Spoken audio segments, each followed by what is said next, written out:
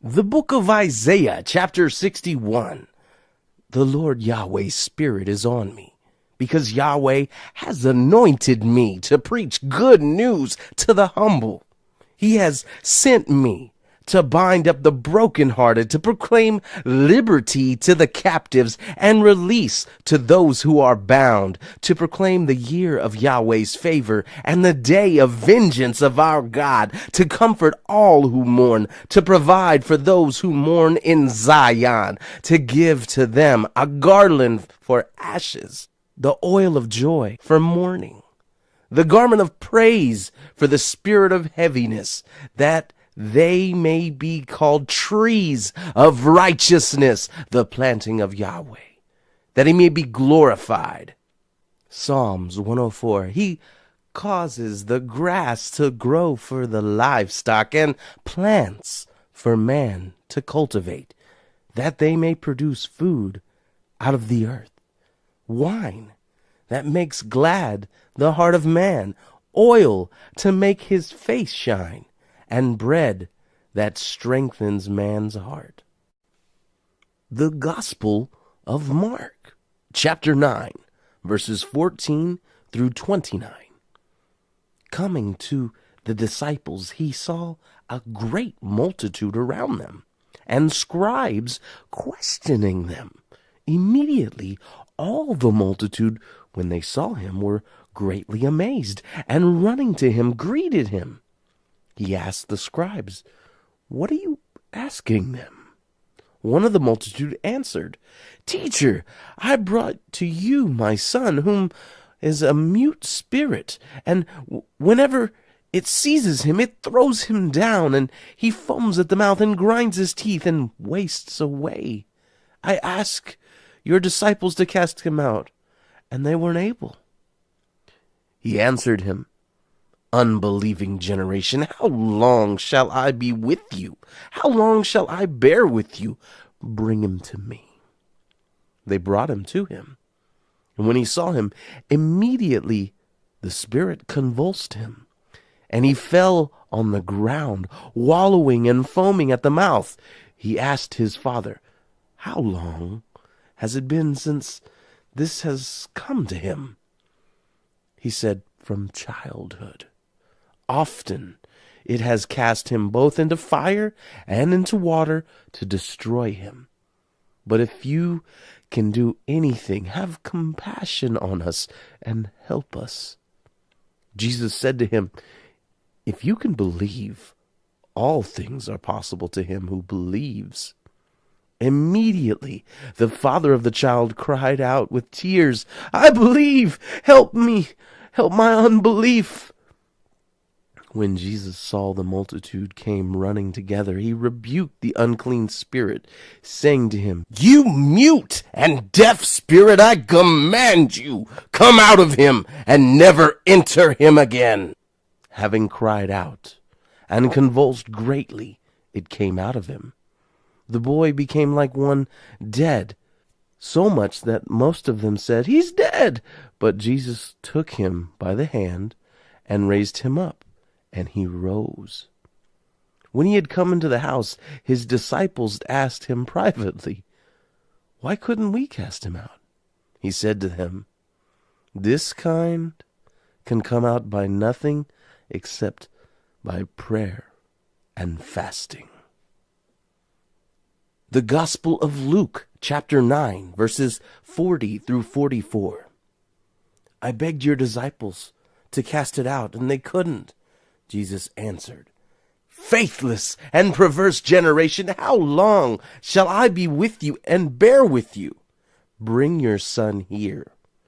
While he was still coming, the demon threw him down and convulsed him violently, but Jesus rebuked the unclean spirit and healed the boy, and gave him back to his father. They were all astonished at the majesty of God. But while all were marveling at the things which Jesus did, he said to his disciples, "Let these words sink into your ears, for the Son of Man will be delivered up into the hands of men." The Gospel of Matthew, chapter 17, verses 14 through 21. When they came to the multitude, a man came to him, kneeling down to him, saying, Lord, have mercy on my son, for he's an epileptic and suffers grievously, for he often falls into the fire and often into the water. So I brought him to your disciples, and they could not cure him. Jesus answered, Faithless and perverse generation! How long will I be with you? How long will I bear with you? Bring him here to me. Jesus rebuked him. The demon went out of him, and the boy was cured from that hour. Then the disciples came to Jesus privately and said, Why weren't we able to cast it out? He said to them, Because of your unbelief.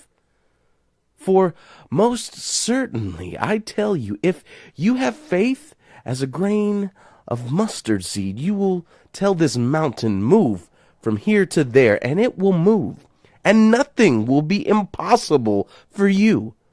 But this kind doesn't go out except for with prayer and fasting. The book of Joel, chapter 1, verses 14 through 16. Sanctify a fast.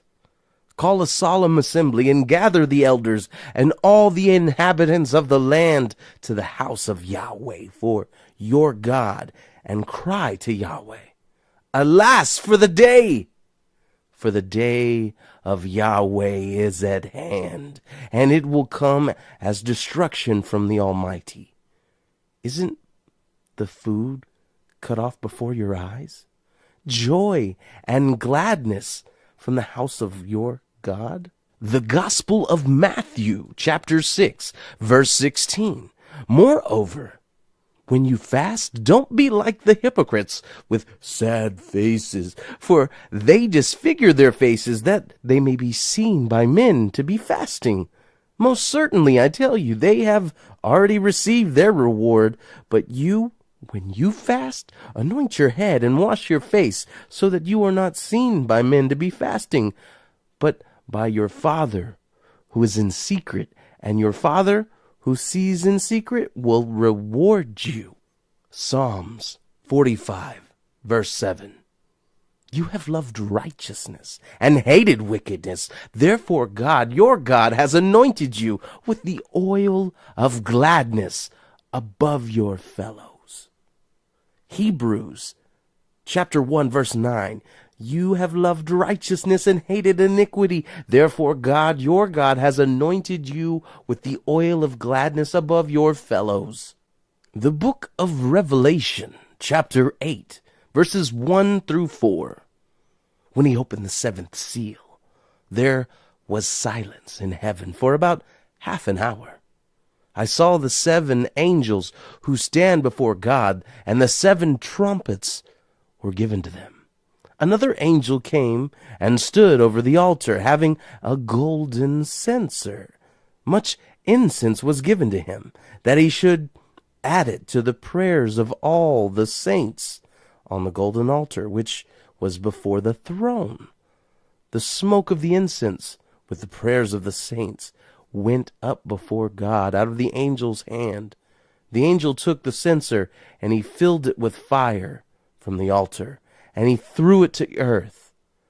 There followed thunders and sounds and lightning and an earthquake.